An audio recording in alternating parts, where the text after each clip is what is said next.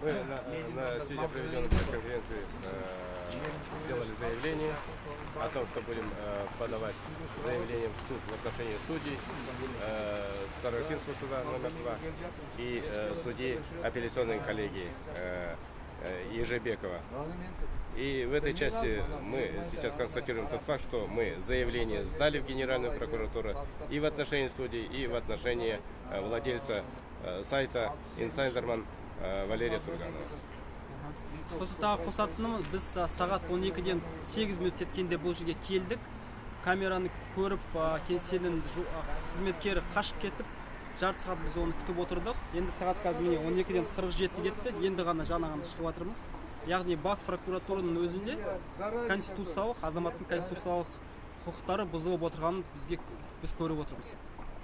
Енді 3 күннен кейін бізге жауап беруі тиіс. Жауапты күтеміз, бәрі заңды шешіледі деп сенеміз.